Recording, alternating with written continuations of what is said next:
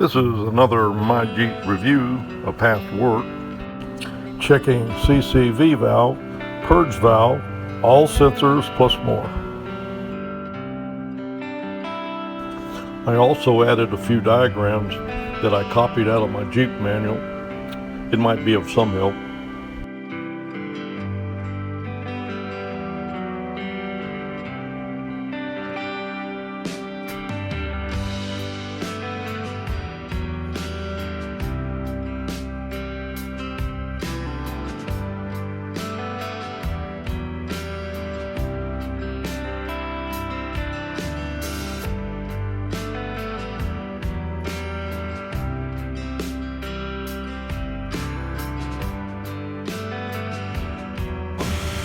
Okay, I'm still servicing the intake chamber with cleaner. I've used Seafoam. I didn't get any smoke yesterday, but you know, it set overnight, and you can see now it is smoking. So at least now I know there's something going on there. So I'm gonna let it run for a while till it stops smoking.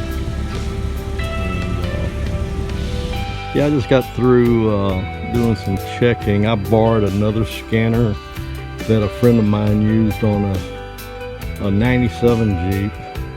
My Craftsman didn't have the modules in it to do me any good on this one. Anyway, I set it up and it showed me a code, a P0108, and it said MAP sensor. Anyway, I saw a YouTube video that said one way you can check your MAP or mass airflow, either one, is while the engine's running, disconnect it. And if the engine keeps running, you've got a problem with the sensor. And I did that, and the engine kept running. So I'm gonna look into the Jeep. I believe has right here, and I believe it's a MAP sensor, MAP, not a mass airflow sensor like my little Fiesta had. But anyway, I'm gonna do some checking on that. Now, I did replace it, but it was a cheap part, you know. It wasn't a Mopar, it wasn't an OEM. I think it was an aftermarket Chinese made part. So I'm gonna do some checking on it. I noticed it's a little loose, you know, where the screw holds it. So anyway, I'm gonna take it apart, clean it. And now one thing that is different, when I did this, I got an engine light this time.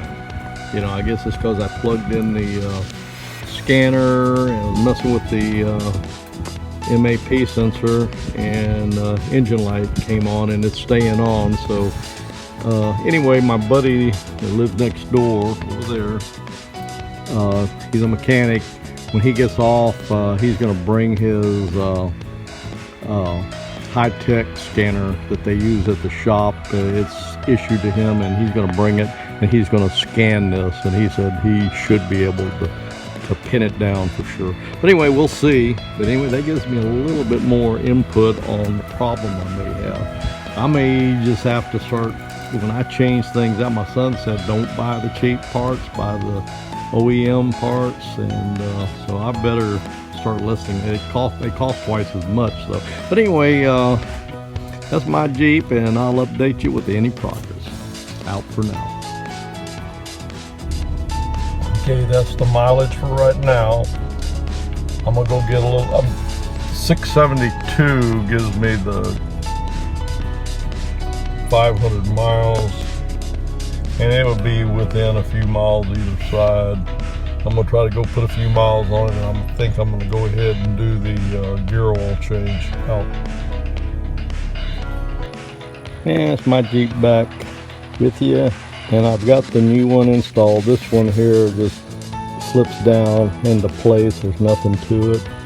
And you can see I just, after I pull the old one off, I just installed these two lines, and I've got the lines down there that go into the intake manifold. Yeah, it's in my Jeep. back with you. I've got the purge valve and U-harness installed.